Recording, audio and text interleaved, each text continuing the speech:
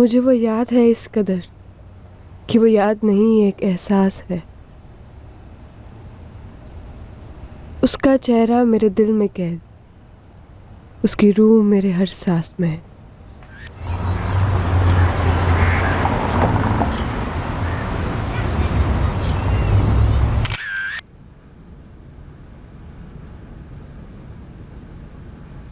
आज तस्वीरों की फसल अच्छी थी। हर तस्वीर एक खूबसूरत राज है रिश्तों का। मासूम बच्चे और उनके खुश नसीब माँ बाप के बीच का रिश्ता।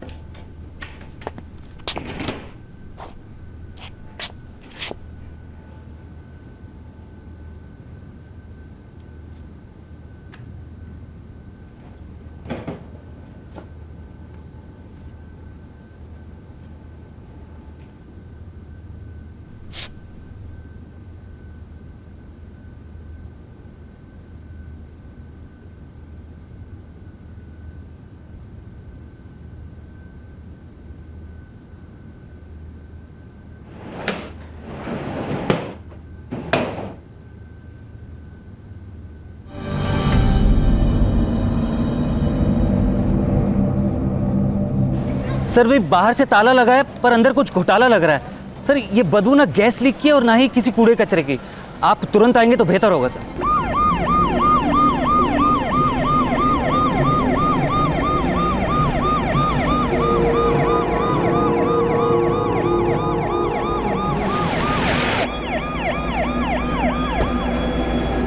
हमें फोन किसने किया था? मैंने सर, माई सेल्फ नितिन राजहंस।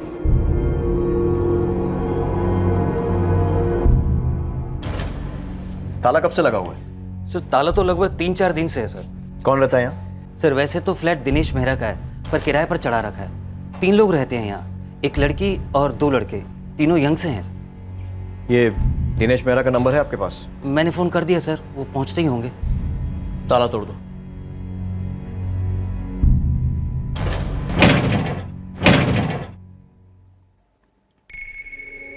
लड़की का नाम आपने सोफिया पराशर बताया। ये दोनों लड़के कौन हैं? सर, ये वाला जॉन है और ये करीम है। सर, इस कमरे में अलमारी में सभी चीज़ें लड़की की, कपड़े वपड़े सब, लेकिन बाहर के कमरे की अलमारी पूरी तरह खाली। लड़कों की एक भी चीज़ इस घर में नहीं है। ये दोनों लड़के फुल टाइम यहीं रहते थे? जी सर, पिछले 6 महीने से तो देखता आ रहा हूँ इन तीनों को। वैसे किसी से ज़्यादा बातचीत तो नहीं करते थे, हाय हेलो बस, वो भी आप करो तो। इन तीनों का नंबर है तुम्हारे पास? लड़की का फ़ोन कहीं घर में मिल नहीं रहा। सॉरी सर, मेरे पास तो नंबर नहीं है, पर मकान मालिक दिनेश मेहरा के पास ज़रूर होंगे। क्या हो गया?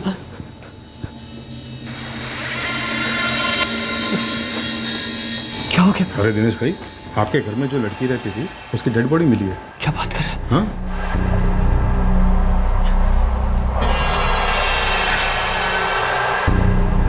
ये सब कैसे हो गया इंस्पेक्टर साहब?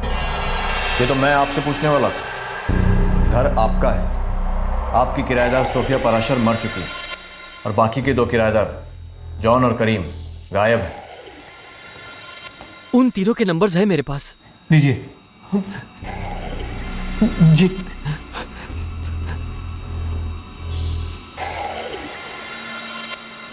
आपके द्वारा डायल किया हुआ नंबर अभी बंद है, कृपया। नहीं साहब जी, हमारे बीच कोई रिटर्न एग्रीमेंट तो था नहीं। असल में मुझे जल्दी थी अपने इस फ्लैट को किराए पर चढ़ाने की। ऐसे में मेरे एक दोस्त ने इस लड़की को रेकमेंड कर दिया। मुझे लड़की ठीक ठाक लगी तो मैंने वहीं के वहीं डन कर दिया बस। और आप जानते थे कि ये दोनों लड़के उसके साथ रह रहे हैं? जी, ये सोफिया कभी झूठ वूठ नहीं बोलती थी। जैसे ही वो दो लड़के उसके साथ रहने के लिए यहाँ आए, उसने फौरन मुझे फ़ोन कर दिया। मेरे दो दोस्त हैं, करीम शेख और जॉन। दोनों ही मेरे बहुत क्लोज है दिनेश जी। अब तुम्हारे फ्रेंड्स हैं तो तुम्हारे जैसे ही होंगे। मैं गारंटी देती हूँ दिनेश जी, अगर थोड़ा भी 19-20 होता तो मैं खुद उनके साथ नहीं रहती। मुझे तुम पर पूरा भरोसा है और सिर्फ इसी भरोसे की वजह से मैं तुम्हें अलाउ कर रहा हूँ। ओके? Thank you sir. और आपने किसके भरोसे पर, मतलब गारंटी पर अपना फ्लैट सोफिया को किराए पर दिया था? मेरा एक दोस्त है समीर भारद्वाज, उसकी 2 व्हीलर की एजेंसी है। सोफिया उसी के यहाँ एम्प्लॉय थी। सर, सोफिया पराशर, करीम शेख और जॉन, तीनों के नंबर स्विच ऑफ है। तीनों के कॉल रिकॉर्ड्स निकलवाओ और फ्लैट को दोबारा बारीकी से स्कैन करो, फिर सील करो। सर, आपका ये दोस्त समीर भारद्वाज, इसका शोरूम कहाँ है? यहीं पास ही में है। आइए मैं आपको ले चलता हूँ, चलिए। रुकिए दिनेश जी, क्या कोई ऐसी बात है जो हमें मालूम होनी चाहिए पर आप शायद बताना भूल गए या फिर टाल रहे हो? नहीं जी, ऐसी तो कोई बात नहीं है। सोफिया मारी गई थी। उसके फ्लैटमेट्स करीम शेख और जॉन दोनों गायब थे। जाहिर है कि शक की सुई सीधे इन दोनों पर आ टिकी थी। फ्लैट से करीम शेख और जॉन की सारी चीजें भी गायब थी। यह माना जा रहा था कि इन दोनों ने सोफिया का कत्ल किया और फरार हो गए। लेकिन सोफिया ने जिन लड़कों की गारंटी दी थी, अगर उन्होंने ऐसा किया था तो आखिर क्यों?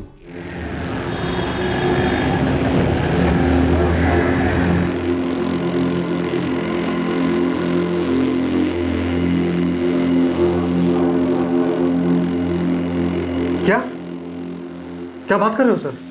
जी हाँ, सोफिया पराशर का मर्डर हुआ है। ओह माय गॉड, मुझे यकीन ही नहीं हो रहा इंस्पेक्टर। करीब 3 दिन से उसके फ्लैट पर ताला लगा हुआ है। वैसे आखिरी बार काम पर कब आई थी? 30 जून को। मिस्टर समीर भारद्वाज, 3 दिन से आपकी एम्प्लॉय काम पर नहीं आई और आपने जानने की कोशिश भी नहीं की कि ऐसा क्यों है? सर 3 दिन की छुट्टी ली थी उसने। 4 जुलाई को फिर से ड्यूटी ज्वाइन करने वाली थी। 4 जुलाई, जो कि आज है। सोफिया 3 दिन की छुट्टी तो बहुत लंबी हो जाएगी। जी सर, पर एक्चुअली मैं अपने कुछ फ्रेंड्स के साथ आउट स्टेशन जाने का प्लान बना रही हूँ। ठीक है, लेकिन एक ऑनेस्ट बात बोलूं, तुम जैसी एम्प्लॉय अगर एक दिन भी नहीं आती तो इस शोरूम के काम पर असर पड़ता है। अब तुमने काम इतना बढ़िया किया है तो वैकेशन तो बनता है, तो जाओ एंजॉय करो। Thank you so much sir. इसीलिए सर 3 दिन तक कांटेक्ट करने का सवाल ही नहीं था। उसने कहा था अब आ जाएगी तो आ जाती, पर अब ये। सोफिया के 2 दोस्त करीम शेख और जॉन, जानते हैं उन्हें? नहीं सर, नहीं जानता। पर कोई सोफिया को क्यों मारेगा? इतनी होनहार लड़की थी वो, मेरी बेस्ट एम्प्लॉय थी। काफी अलग लड़की थी सर। उसे कुछ करना था। फोटोग्राफी का बहुत शौक था उसे और अच्छी फोटोग्राफर थी।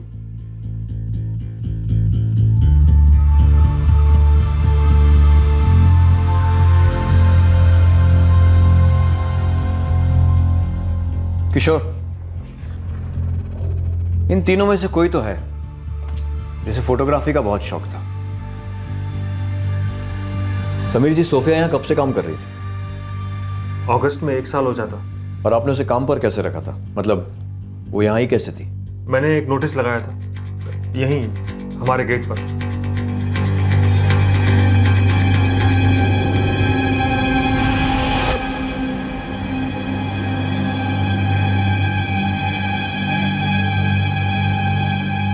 वो खुद चलकर आई और वो तय करके आई थी कि ये नौकरी वो लेकर रहेगी। सर गजब का कॉन्फिडेंस था उसमें। सर मैं 18 ईयर्स और 3 मंथ्स की हूँ, 12th तक पढ़ी हूँ, ठीक ठाक इंग्लिश भी बोल लेती हूँ, कंप्यूटर savvy हूँ। ये जॉब पक्का कर लूँगी सर। तुम्हारा रेज्यूमे? वही तो बताया सर आपको, टाइप करके दूँ? I mean no work experience? No sir, actually ये मेरी पहली जॉब होगी। और फर्स्ट इंटरव्यू? हाँ सर, और मैं जानती हूँ आप मुझे जॉब पक्का देंगे। क्योंकि आप जानते हैं कि मैं उस जॉब को अपना 100% दूंगी। तो फिर कब से ज्वाइन कर सकती हो? अभी से सर, मैं तो तैयार हूँ, खाना वाना सब साथ में लेकर आई हूँ। तुम कहाँ रहती हो? सर जगह ढूंढ रही हूँ। मतलब तुम हो कहाँ से और घर पे कौन कौन है? बचपन से एक ऑर्फनेज में रहती आई हूँ। मैंने वहाँ कहा था उनसे कि जैसे मुझे जॉब लग जाएगी मैं वहाँ से निकल जाऊंगी, और अब जैसे आपने मुझे जॉब दे दी है तो सैलरी से किराया भी भर दूंगी। Life is set sir. ठीक है, तुम कल से ज्वाइन कर सकते हो। सर सोफिया बहुत स्मार्ट थी, सारा काम उसने बहुत जल्दी पिकअप कर लिया था। इतनी शिद्दत से काम करती थी, मैंने सालों में ऐसा हार्ड वर्किंग किसी को नहीं देखा। और दिल की साफ, जुबान की साफ, जी करता था उस लड़की के लिए कुछ करूं। इसीलिए जब दिनेश मेहरा ने कहा कि उसे अपना फ्लैट किराए पर चढ़ाना है, तो मैंने कहा दिनेश इस लड़की को दे और पैसे की झिझक ना कर। अनाथ आश्रम में पली बड़ी थी। इस ऑर्फनेज का नाम बता सकते हैं? हाँ सर, उसने नाम बताया तो था, कोई Prabhu Kripa home for children.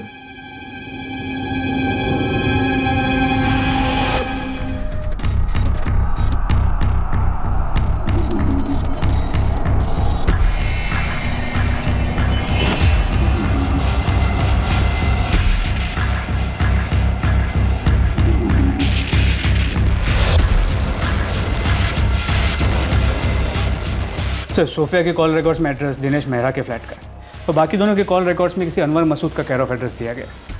Sir ये करीम शेख और जॉन, इनके कॉल रिकॉर्ड में शक करने जैसा कुछ मिला नहीं, पर तीनों फ़ोन एक साथ स्विच ऑफ हुए थे 5 मिनट आगे पीछे। Last location? दिनेश मेहरा का फ्लैट, जहाँ ये तीनों साथ में रहते थे। सोफिया के कॉल रिकॉर्ड से कुछ मिला? सर एक आदित्य दुबे का नाम आया है, पिछले 4 महीनों से उसके साथ लगातार बातचीत हो रही थी। मुझे इस केयर ऑफ एड्रेस वाले अनवर मसूद और आदित्य दुबे दोनों का कच्चा चिट्ठा चाहिए। सर क्या? ये कब हुआ? अच्छा आदित्य सुनो, मैं तुम्हें 2-3 दिन तक फ़ोन नहीं कर पाऊंगी, मैसेज नहीं, कॉल नहीं, कुछ भी नहीं। हाँ मैं मर थोड़ी जाऊंगा तुमसे बात नहीं करूंगा तो, लेकिन इतना तो बता दो, जा कहाँ रही हो? शायद शिमला या कहीं और। ओहो क्या बात है, मजे करो, ऐश करो। और हाँ एक बात और कहनी थी। क्या? यही I'll miss you।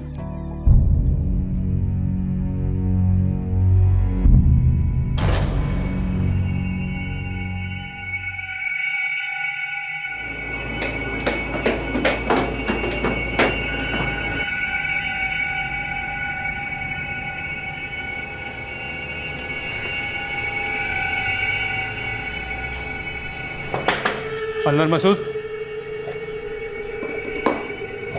जी फरमाइए। करीम शेख और जॉन, इन दोनों को तो आप जानते होंगे। जी हाँ जानता हूँ, और बहुत अच्छी तरह से जानता हूँ। वैसे माजरा क्या है साहब? जॉन और करीम दोनों बेस्ट फ्रेंड्स थे सोफिया के। उसने मिलवाया था उन दोनों से मुझे। सो आदित्य, ये है जॉन और ये है करीम। हम लोग मिल आज रहे, लेकिन सोफिया ने बहुत कुछ बताया तुम दोनों के बारे में मुझे। आदित्य एक्चुअली हम एक ही जगह में और एक ही साथ पले बड़े। वो दोनों लड़के बड़े नेक हैं साहब। ये आपके नेक लड़के इस वक्त कहाँ नेकी कर रहे हैं? ये मैं कैसे बता सकता हूँ? 6 महीनों से तो मैं उनसे मिला तक नहीं। वो दोनों आपके साथ यहीं रहते थे ना? जी हाँ यहीं रहते थे। दरअसल मेरा धंधा हल्का मंदा चल रहा था, तो सोचा खाली कमरे से कुछ पैसे कमा लूँ। कौन सा ब्रोकर लाया था उन्हें? आज के ज़माने में सबसे बड़ा ब्रोकर इंटरनेट है। मेरे बेटे के एक दोस्त ने कहा कि अंकल ब्रोकर का झंझट ही नहीं है, सब कुछ फेस टू फेस हो जाएगा, इसलिए डाल दिया इंटरनेट पर। और दूसरे दिन ये दोनों लड़के दरवाजे पर थे।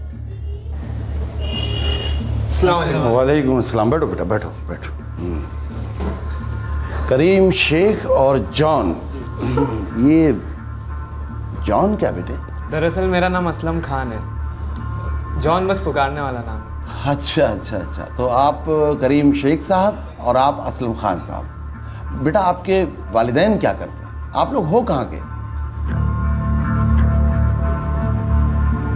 दोनों यतीम खाने में पले बड़े थे साहब, पर उनकी तहजीब देखते आप लगता किसी पढ़े लिखे खानदान से ताल्लुक़ रखते।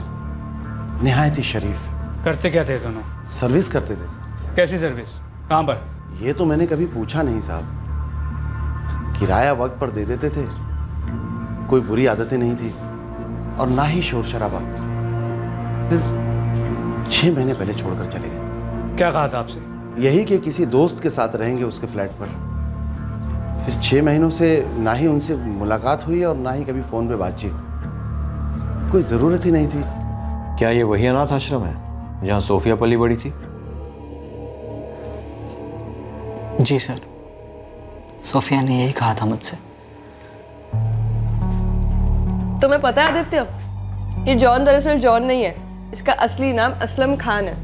और इसका नाम जॉन इसीलिए क्योंकि मैंने इसे नाम दिया है। और ये सोफिया है, और ये सोफिया इसलिए है क्योंकि मैंने इसका नाम सोफिया रखा है। तुम तीनों, ऐसा लगता है कि तुम तीनों एक ही फैमिली के हो। वो तीनों बचपन से एक साथ रहे थे। तो अगर ये असलम खान जॉन था तो सोफिया क्या थी? उसका असली नाम? आरती। तो तीनों साथ में पले बड़े थे, काफी क्लोज भी थे। और तुम भी क्लोज थे आरती के? जी सर। कहाँ मिले? मैं बाइक खरीदने उसके शोरूम गया था sir.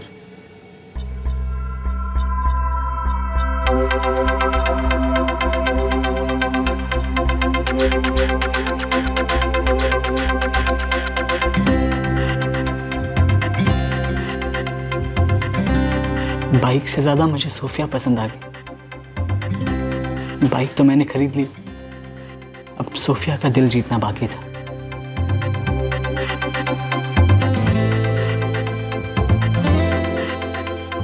Okay ma'am, I am in love with this bike. मैं यही बाइक खरीदूंगा। Congratulations sir. मेरा नाम है आदित्य दुबे। और आप? सोफिया। आइए सर, हैव अ सीट। और मैं पेमेंट कैश में करूंगा। Sure sir. और हाँ, मैं बाइक भी आज ही ले जाऊंगा। Sure sir. अच्छा, आप मेरे साथ बाइक राइड पर चलोगी? उसके बाद एक कॉफ़ी। सॉरी सर, एक्चुअली आप यहाँ पर कस्टमर है और मैं यहाँ काम करती हूँ। एक्चुअली मैं ओके, नो प्रॉब्लम। पर मैं बाइक तो खरीद सकता हूँ ना? Sure sir. फिर मैं कोई ना कोई बहाना बनाकर उसके शोरूम जाते रहता, उससे मिलने के लिए। फाइनली दोस्ती हुई। सर, दोस्ती मेरे लिए एक सीढ़ी थी उसके दिल तक पहुंचने की। सोफिया, तुम्हें पहली बार देखते ही मुझे तुमसे प्यार हो गया था। आज कह रहा हूं, आई लव यू। उसने एक्सपेक्ट ही नहीं किया था और मुझे ये बात हजम ही नहीं हुई कि उसके दिल में मेरे लिए फीलिंग्स ही नहीं है। ऐसा कैसे हो सकता था? सॉरी आदित्य, पर मुझे फ्रेंडशिप के आगे कोई इंटरेस्ट नहीं है। मैं इस वक्त और कुछ नहीं सोचना चाहती। क्यों? क्या प्रॉब्लम है इस वक्त में? आदित्य, ये वक्त कुछ करने का है, कुछ बनने का है। मैं प्रोफेशनल फोटोग्राफर बनना चाहती हूँ, इक्विपमेंट खरीदना चाहती हूँ, बहुत सारी चीज़ें करना चाहती हूँ। लिस्ट बहुत लंबी है। तो मैंने तुम्हें कब रोका है? मुझे कोई डिस्ट्रैक्शन नहीं चाहिए। मेरी फीलिंग्स डिस्ट्रैक्शन है? प्लीज़ आदित्य, ऐसा मत कहो। मुझे तुम्हारी दोस्ती अच्छी लगती है। प्लीज़ उसे वहीं तक रखते हैं। मैं बंधना नहीं चाहती। मुझे सोफिया कभी समझ ही नहीं आई। मैं डिसअपॉइंट हो गया, पीछे हट गया, उससे मिलना बंद कर दिया मैंने। सर, जिससे प्यार करते हो उसके साथ सिर्फ फ्रेंडशिप कभी नहीं हो सकती सर, और मुझसे तो नहीं हो पा रही थी। और इसीलिए मैंने फुल कट ऑफ कर लिया। कॉल्स भी, मैसेजेस भी, सब कुछ। मुझे पागल नहीं होना था सर। फिर कुछ हफ्ते कुछ नहीं हुआ, पर एक दिन सोफिया ने सामने से मुझे फ़ोन किया।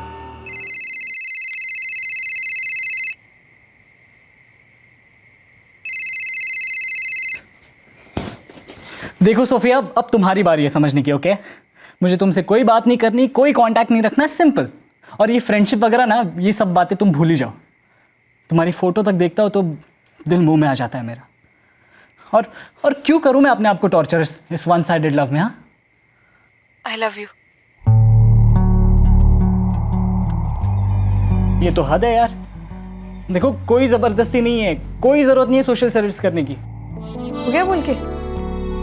तुम्हारी प्रॉब्लम ही है आदित्य कि तुम कभी मेरी कोई बात ही नहीं सुनते। अब सुनो, हो सकता है जिस फीलिंग से मैं फाइट कर रही थी वो फीलिंग्स एक्चुअली प्यार है। ये वही फीलिंग है ना जो तुम मेरे लिए फील करते थे। मैं कोई बात घुमा फिरा के नहीं कहती, मैं तुमसे प्यार करती हूँ। अब मुझे तुम्हें बात बताना जरूरी लगा। सोफिया, इन 3 हफ्तों में मैंने तुम्हें बहुत मिस किया। शायद ये 3 हफ्ते जरूरी थे आदित्य, मुझे अपनी फीलिंग्स को समझने के लिए, अपना इरादा पक्का करने के लिए। तो अब क्या इरादा है?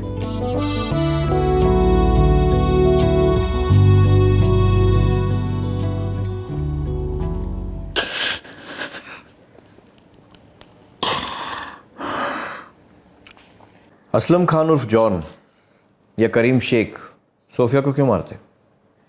क्या उन्हें तुम्हारे और सोफिया के रिश्ते से कोई प्रॉब्लम थी? मुझे नहीं पता सर।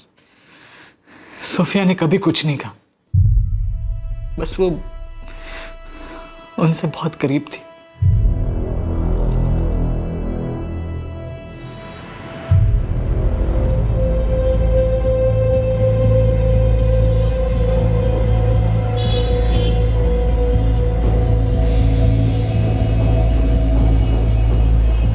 असलम खान उर्फ जॉन और करीम शेख दोनों गायब थे, अनट्रेसेबल। इन 2 लड़कों के लिए पूरे दिल्ली शहर में सर्च ऑपरेशन लॉन्च किया गया, लेकिन पुलिस इन 2 युवकों तक पहुंच ही नहीं पा रही थी। वो आरती पराशर उर्फ सोफिया के कत्ल में प्राइम सस्पेक्ट्स थे, लेकिन फिर भी उनके बारे में खबर का एक तिनका भी सामने नहीं आ रहा था। कहां छुपकर बैठे थे ये दोनों? आखिरकार पुलिस उस यतीम खाने पहुंची और उनके अतीत के गिरेबान में हाथ डालकर उनके वर्तमान का कोई सुराग खंगालने लगी।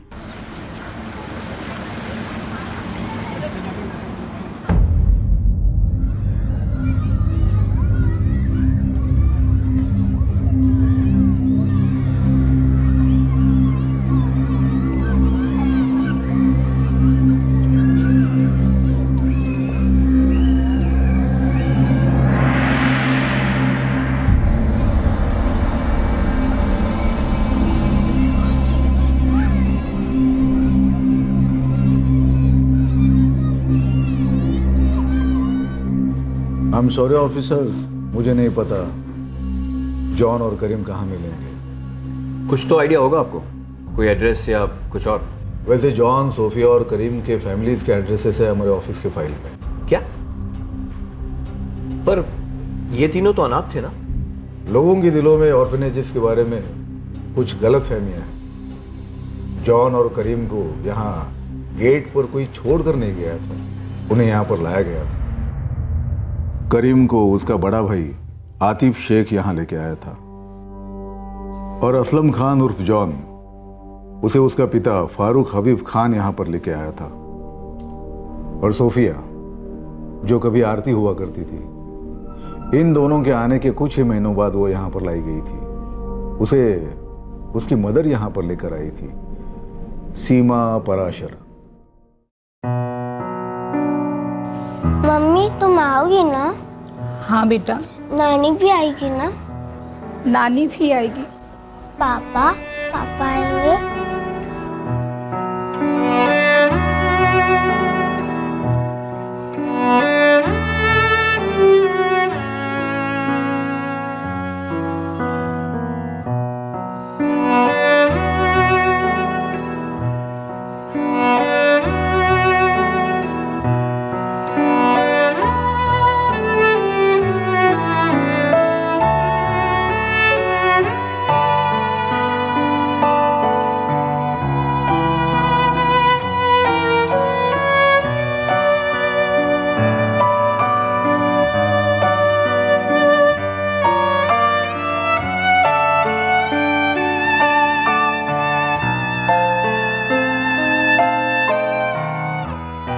ऑफिसर, ये तीनों बहुत ही गरीब फैमिली से थे।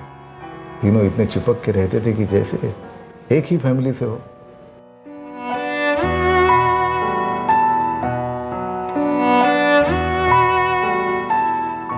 ऑफिसर, मैं इमेजिन भी नहीं कर सकता, असलम और करीम सोफिया को मारना तो दूर, उस पर एक खरोच भी नहीं आने देंगे।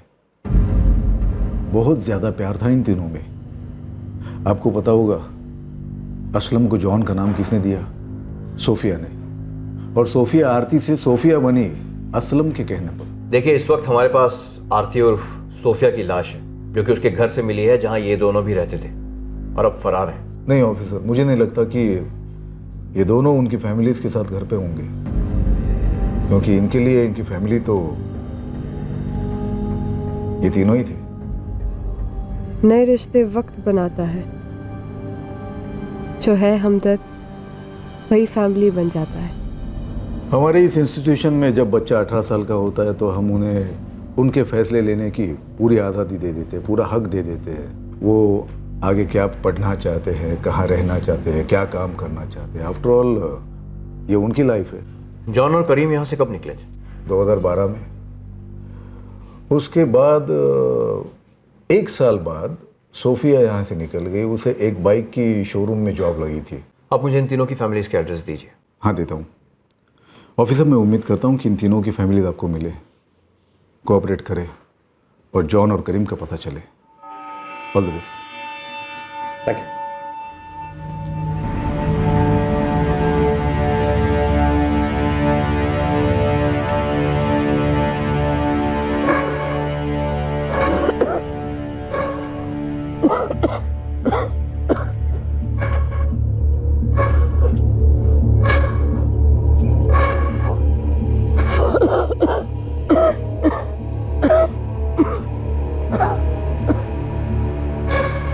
उषा पाराशर,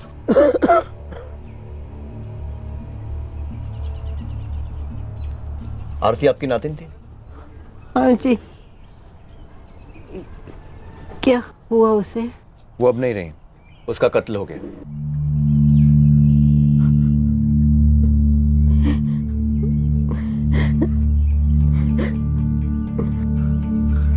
कब, कहाँ? दिल्ली में, पिछले हफ्ते। उसकी लाश मुर्दा घर में पड़ी है। एक अरसा हो गया आरती का चेहरा देखे हुए। आरती के माँ बाप कहाँ हैं? उसका बापू तो दोनों को छोड़ के दुबई चला गया। वहाँ उसको नौकरी भी मिल गई। सुना उसको एक लड़की भी मिल गई। बुला दिया उसने मेरी बेटी को और अपनी बेटी को, और लौट कर नहीं आया। और आरती की माँ सीमा, जो उसे अनाथ आश्रम छोड़कर आई थी? जब वो आरती को अनाथ आश्रम छोड़ के आई तो वो अपने अंतिम दिन गिन रही थी, क्योंकि उसे कैंसर हो गया था।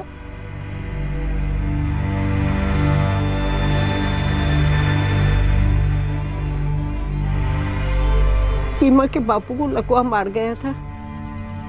उन्होंने खाट पकड़ ली थी और मेरी बुढ़ी हड्डियां भी जवाब दे चुकी थी।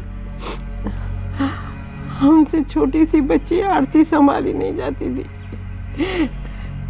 इसीलिए सीमा उसे अनाथ आश्रम छोड़ के आई थी।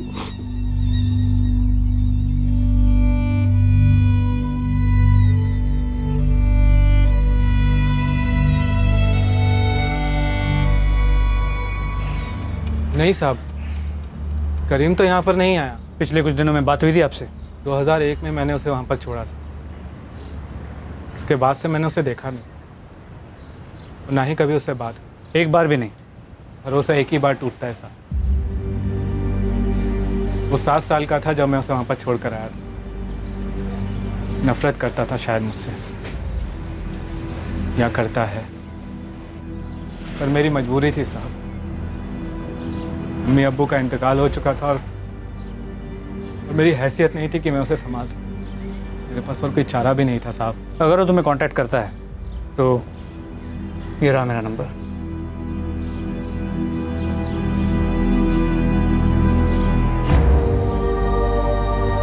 सीने पे पत्थर रखकर छोड़ाया था उसे।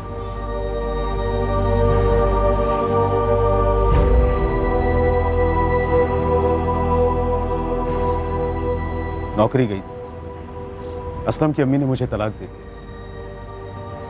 उसने दूसरी शादी कर ली और मैंने बोतल पकड़ ली। 12 साल गुजरने के बाद भी मुझ में इतनी हिम्मत नहीं आई कि मैं अपने बच्चे के पास जा सकूं। अगर असलम यहाँ आता है या फ़ोन करता है तो अब की बार हिम्मत दिखाइएगा और हमें कांटेक्ट कीजिएगा। करेंगे ना? मेरी माँ नाना नानी मुझे याद है, पर मुझे मेरे पापा की बहुत याद आती है। मेरे पापा कहाँ है, क्यों नहीं लौटे, इसकी सच्चाई क्या है मुझे नहीं पता, लेकिन मैं हमेशा सोचती थी कि मेरे पापा मुझसे बहुत प्यार करते थे, बहुत प्यार।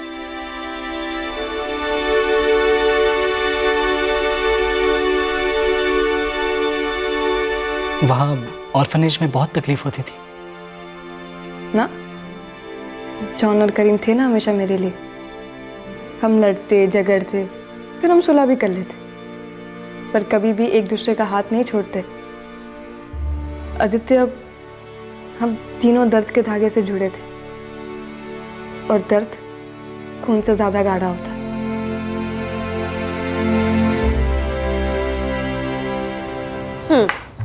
तो जैसा मैं कह रही थी, मुझे मेरी माँ छोड़ दी और इस असलम उर्फ जॉन को उसके अब्बू छोड़ गए थे। और ये करीम, तुम्हें पता है ये हम में से सबसे ज्यादा लकी है, क्योंकि इसे अपना भाई छोड़ गया था। पता है आदित्य, हम तीनों की ना फुल ऑन बॉलीवुड कहानियां थी। मतलब कंपटीशन लगती थी कि किसकी कहानी किसे ज्यादा रुला देगी। लेकिन फिर हमने सोचा कि नो रोना नो धोना, जो है सो है, उसे एक्सेप्ट करो और आगे बढ़ो।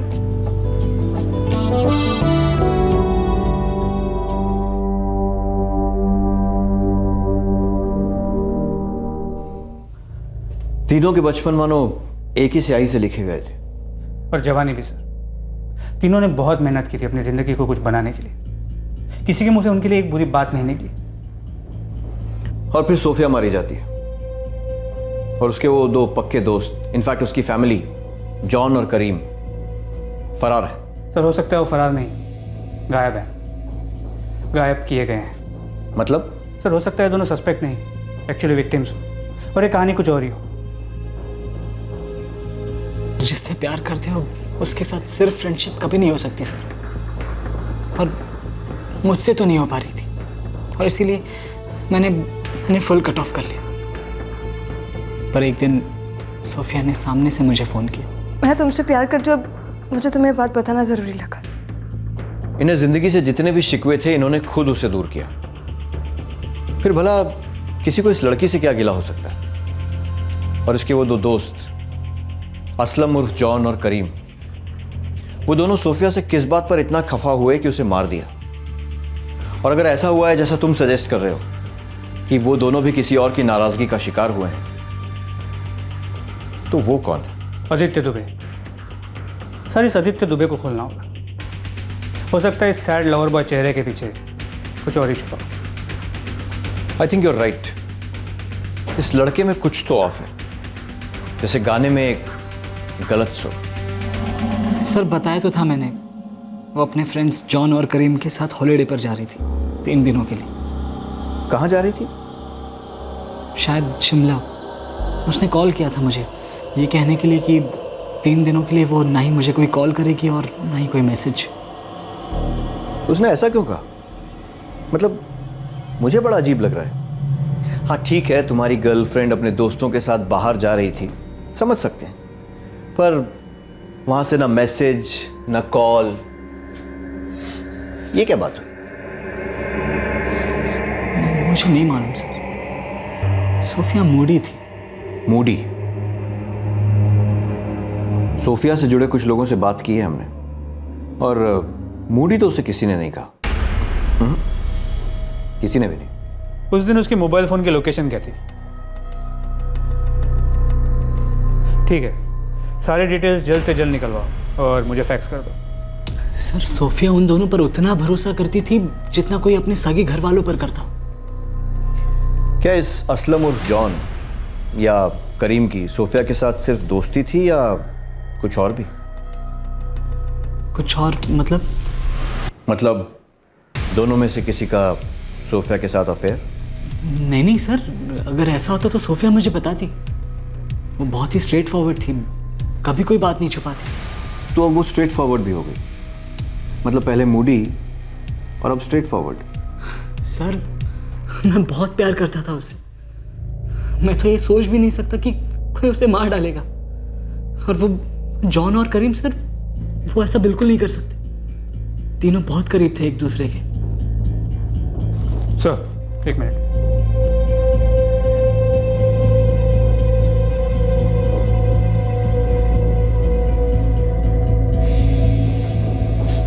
सर 1 जुलाई को जब सोफिया का मर्डर हुआ, इस अदिति दुबे की फ़ोन की लोकेशन उसके घर पर ही थी। और उन 3 दिनों में सोफिया के नंबर से ना उसे कोई फ़ोन आया, ना उसने कोई फ़ोन किया।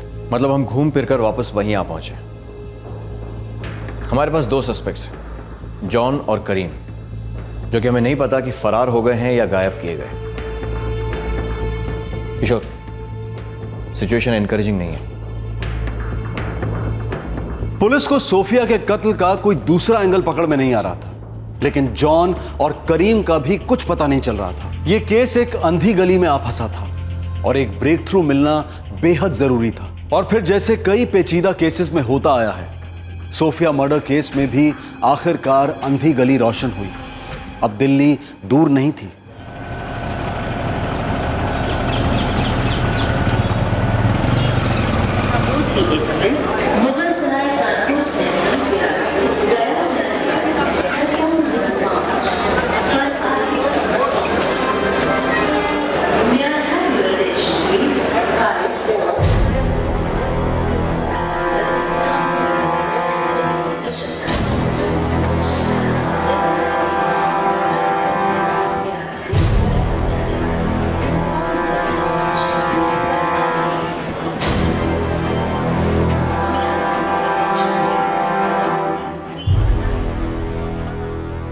सर ये दोनों वही है, कंफर्म।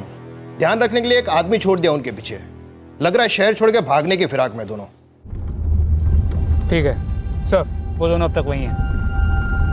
गुड, अब एक्शन का टाइम आ गया है।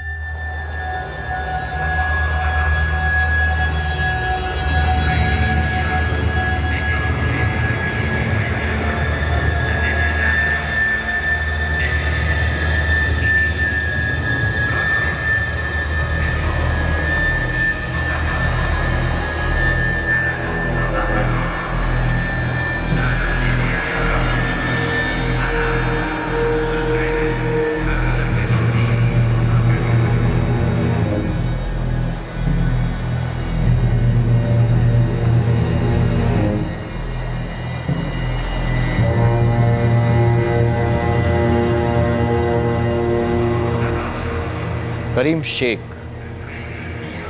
असलम खान उर्फ जॉन। पता है हम लोग ये मान चुके थे कि सोफिया का कत्ल किसी और ने किया है और शायद तुम लोगों के साथ भी कुछ बुरा हुआ है, पर किसी और के पास सोफिया को मारने का कोई कारण ही नहीं था।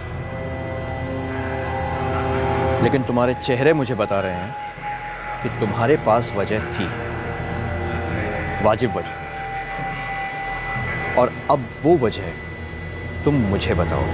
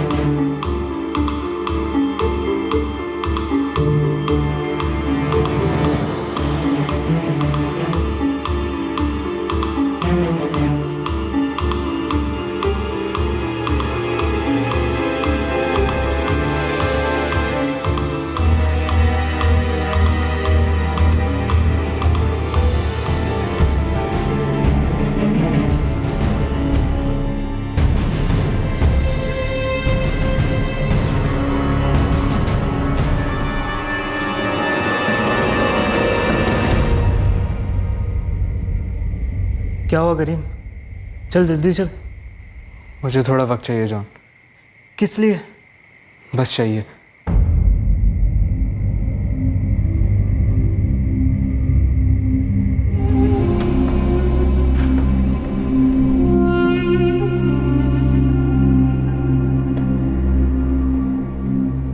खामोशी अलग अलग तरह की होती है। एक खामोशी होती है डर वाली, एक खामोशी होती है पछतावे की, एक होती है अकड़ वाली जिसे हम यूं तोड़ सकते हैं। तुम्हारी कौन सी है? जितनी अच्छी फोटोग्राफी करती थी उतना अच्छा लिखती भी थी सोफिया। डायरी पढ़ी है मैंने उसकी। क्यों मारा उसे?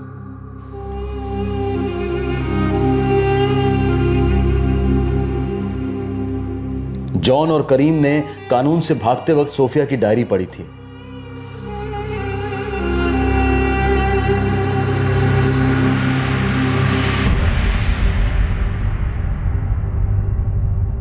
अपने ही घर में छुपके से घुसना, उसका अपना अलग ही मजा है। किसी अपने का तुमसे शिकवा होना तकदीर का दिया हुआ तोहफा है।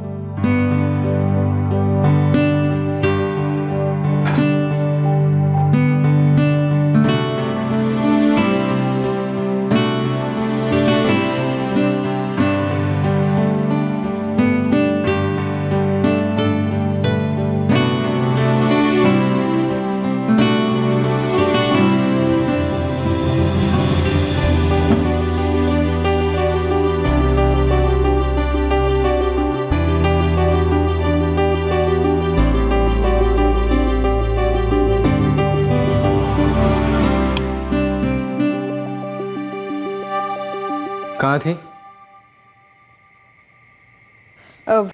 दोस्तों के साथ थी करीम। ये क्या चल रहा है? 2-3 दिन से देख रहा हूँ रोज रात को लेट आना। ये चल क्या रहा है आखिर? गलती हो गई, सॉरी, फिर कभी नहीं करूँगी। कोई बात नहीं, पर हाँ अगर अगली बार लेट होना तो बता दियो मेरे को। कहाँ हो, किसके साथ हो, जानना ज़रूरी है मेरे लिए। ओके दरोगा साहब, ओके। अगली बार तुझे पक्का बता के जाऊंगी। अब जाके सो जा। अपनों की डांट से कभी रुस्वा नहीं होती। फिक्र करने वाले सिर्फ नसीब वालों को ही मिलते हैं। अब मेरे हाथों के हैं 2-2 हाथ। जॉन और करीम है मेरे पास। अब मैं चाहूं तो भी फिसल नहीं सकती, गिरूं तब भी टूट नहीं सकती। रो दूं तो ये हंसाते हैं, मुरझाऊं तो ये खिलाते हैं। एक घर का एहसास दिलाते हैं जो हम तीनों ने सपनों में देखा था। मैं सोफिया को कभी समझ ही नहीं पाया सर। उसके जज्बात को कभी महसूस ही नहीं कर पाया। सो आदित्य, ये है जॉन और ये है करीम। हम लोग मिल आज रहे हैं, लेकिन सोफिया ने बहुत कुछ बताया तुम दोनों के बारे में मुझे। आदित्य मेरा बहुत अच्छा दोस्त है।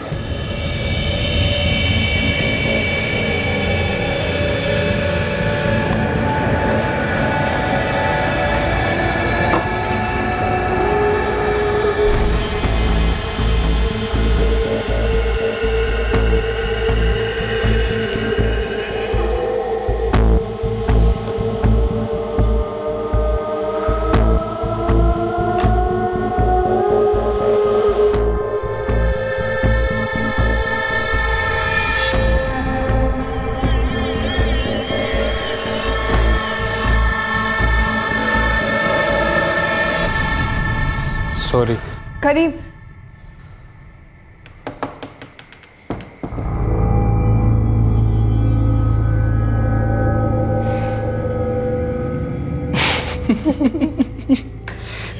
तुम अब तो तुम्हारी क्लास होगी तो जरूर, पर कोई नहीं, मैं दोनों क्लासेस के सही से जवाब दे दूंगी। प्यार करती हूँ मैं उससे।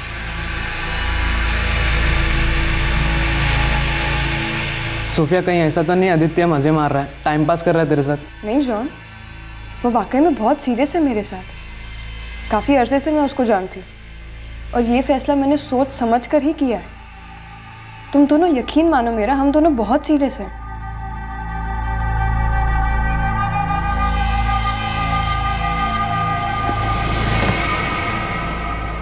भाई अगर दोनों तरफ प्यार बराबर है तो ठीक है ना। सोफिया खुश है तो उसकी खुशी में हमें भी खुश होना चाहिए। देख जॉन, 2 हफ्ते पहले सो रही है, क्या कर रहा है? देख, 2 हफ्ते पहले सोफिया ने कहा था कि उसे सिर्फ फोटोग्राफी पर ध्यान देना। उसे ये लव शव के चक्कर में पड़ना ही नहीं, ना तो उसके पास टाइम है और ना ही उसे इंटरेस्ट। अच्छा, पर ये बात किस बात पर निकली? सोफिया तुझे ये सब क्यों बोल रही थी?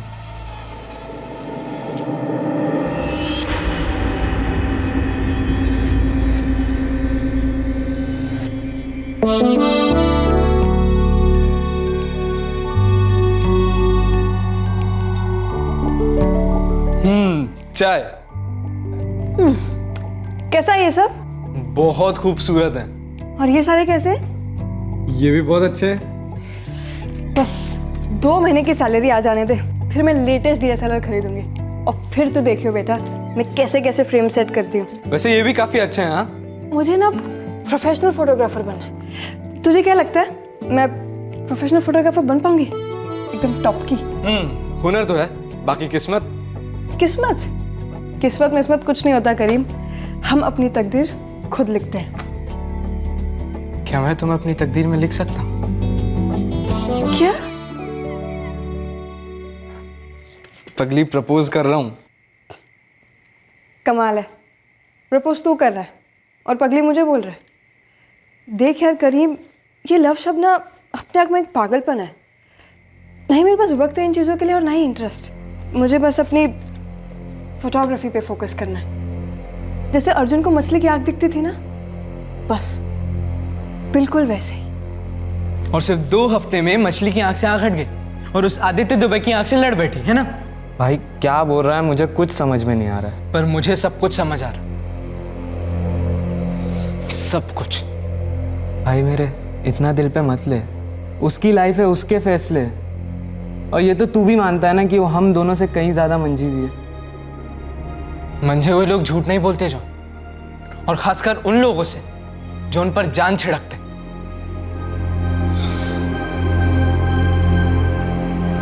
करीम, मेरे बचपन के दोस्त, मुझे माफ कर। तेरी मोहब्बत मुझे कबूल नहीं, पर तेरी दोस्ती के बिना मुझे जिंदगी कबूल नहीं। तेरे इजहार को मैंने हंसकर टाल दिया, एक सफेद झूठ का सहारा भी लिया। पर करीम, मैं तुझे दुखाना नहीं चाहती और ना ही आदित्य को छुपाना चाहती हूँ। सही वक्त का कर रही हूँ इंतजार, कब तुम दोनों को बता दूं कि आदित्य है मेरा प्यार। करीम, मैं जानती हूँ तू भी इंतजार में खड़ा है, पर यह भी जानती हूँ कि तेरा दिल कितना बड़ा है। मेरे बचपन के दोस्त, मुझे माफ कर, मुझे समझ और मुझे विदा कर।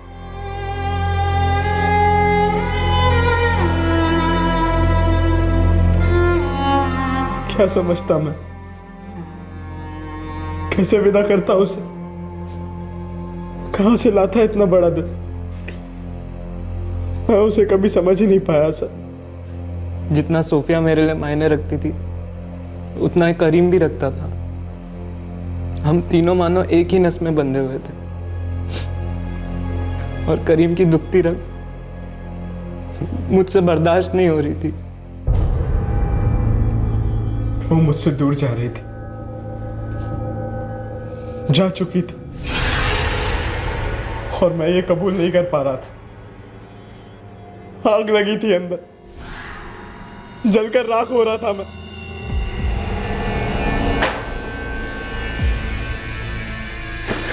ओए, क्या बात है?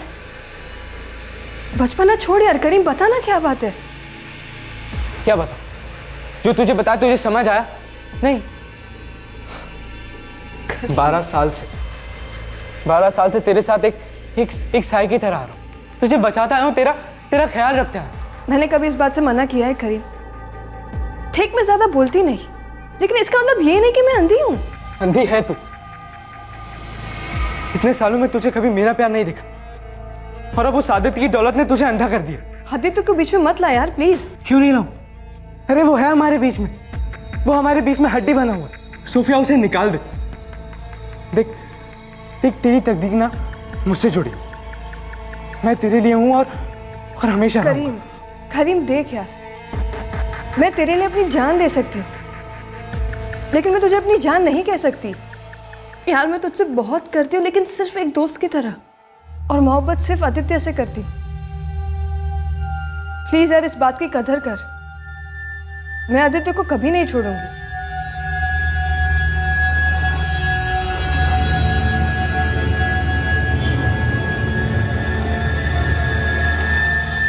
ले भाई, इतनी साफ बात होने के बाद अब और रह क्या गया? छोड़ना यार, जाने दे। सोफिया की अपनी लाइफ है यार, मेरी तो कोई लाइफ ही नहीं है ना। तू ना अंधा हो गया है, तुझे दिखता ही नहीं कि सोफिया तुझसे नहीं आदित्य से प्यार करती है। साले तू अंधा हो गया और वो सोफिया उस आदित्य की दौलत के आगे अंधी हो गई है। अबे वो अपने फोटोग्राफी के सपने को पूरा करने के लिए ना उस आदित्य का इस्तेमाल कर रही है। तू ज़्यादा बोल रहा है, बहुत ज़्यादा बोल रहा है। तुझे भी पता है, मुझे भी पता है, सोफिया कभी किसी का इस्तेमाल नहीं कर सकती। बेटा तू उसको लेने गया था या मैंने कॉल किया था? वो खुद चल कर आई थी हमारे पास, खुद ले गई थी हमको फ्लैट में। तो लाइफ बेटर है यार यहाँ पे। किसके लिए? बेटा घर का किराया हम भी शेयर करते हैं, घर का काम हम भी करते हैं, और वो उस आदित्य को ना अपनी मुट्ठी में कर रही। जिस दिन वो आदित्य इसके चंगुल में पूरी तरह आ गया ना, देख कैसे निकाल देती हम लोगों को। तो किसकी बात कर रहा है बे? सोफिया की? अपनी सोफिया की? नहीं, अपनी सोफिया नहीं रही, वो बदल गई है, बिल्कुल मतलबी बन गई है वो। तू ना गलत फहमियों में घिर गया है। तू ना एक काम कर, गहरी सांस ले और ये जो तेरे प्यार व्यार के जज्बात है ना, बाहर छोड़ दे। इतना समझ ले तू कि वो तेरी लाइफ में उस तरह से कभी नहीं हो सकती। इतना समझ ले तू। तो उसकी लाइफ ही नहीं रही। क्या बोल रहा है बे? मेरे प्यार का गला घोटा, कीमत तो लेकर रहूँगा। पागल हो गया क्या? क्या करने क्या वाला है तू? गला घोट दूँगा, मार डालूंगा। मेरी नहीं हुई तो किसी की नहीं होगी। मुझे रोकना चाहिए था, रुकना चाहिए था। मैंने ना रोका ना मैं रुका। क्यों हिम्मत नहीं कर पाया मैं? क्यों खामोश रहा?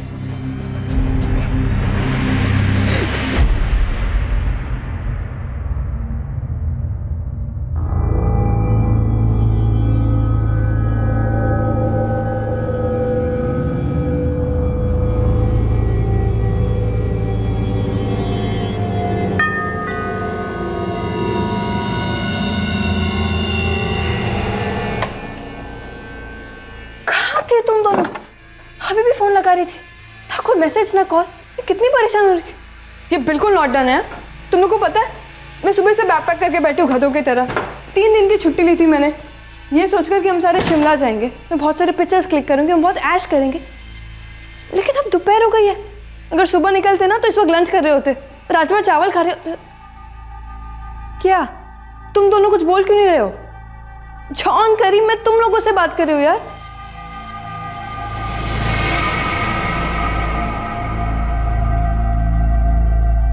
लास्ट टाइम पूछो सोफिया, उस आदित्य को छोड़कर मुझसे शादी करेगी? हद है यार, मतलब मैंने तुझे पहले भी बोला था ना कि तू ना के सिवा कुछ नहीं सुनेगा। मैं तुझे आखिरी बार बोल रही हूँ, मैं और आदित्य प्यार करते एक दूसरे से, और एक दिन हम शादी भी ज़रूर करेंगे। तुझे अगर ये बात कबूल करने में इतनी प्रॉब्लम हो रही है, दर्द हो रहा है ना, तो एक काम करते हैं, हम अलग हो जाते हैं। दोस्ती का गला घोटने से अच्छा है ना कि हम दोस्ती से दूर रहें। यार वक्त देते एक दूसरे को। हाँ यही सही होगा, क्योंकि तू तो समझने से रहा। या तो मैं कोई फ्लैट देख लेती हूँ या तू कोई फ्लैट देख ले, पर इतना तो पक्का है कि हमें अलग होना ही होगा।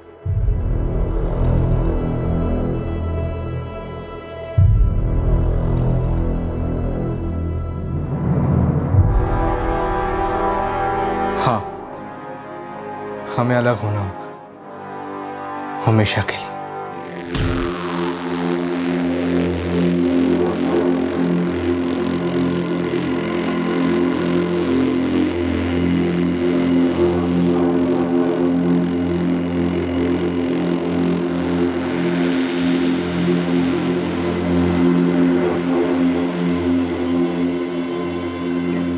तुमने अपनी बचपन की दोस्त का इतनी बेरहमी से कत्ल कर दिया और तुम देखते रह गए।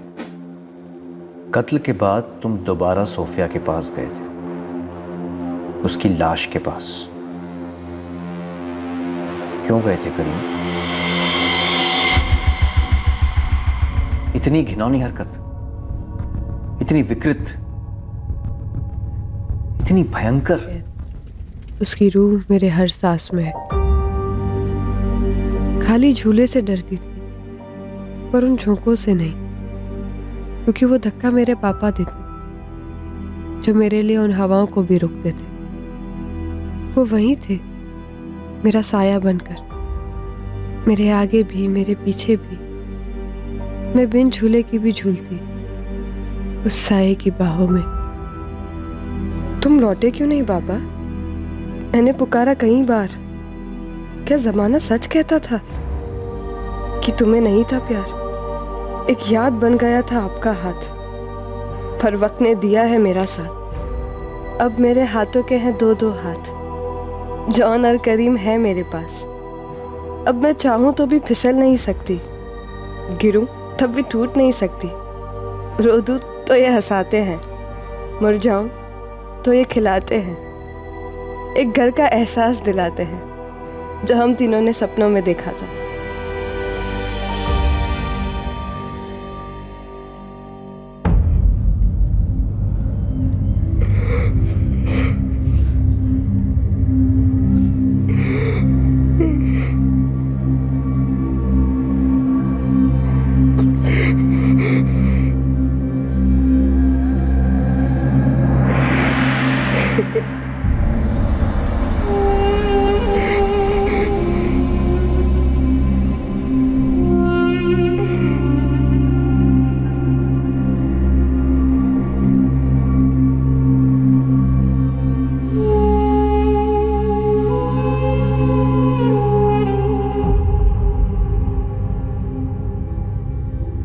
आरती पराशर उर्फ सोफिया का अंतिम संस्कार उस यतीम खाने के अधिकारियों ने किया जिन्होंने बचपन से उसकी देखभाल की थी। आदित्य दुबे सोफिया का प्यार जरूर था, पर सोफिया का असलम खान उर्फ जॉन और करीम शेख के साथ एक दर्द और भाईचारे का अटूट रिश्ता था, जिसे उन्होंने बड़ी बेरहमी से तोड़ दिया। आज वो दोनों जुडिशियल कस्टडी में हैं।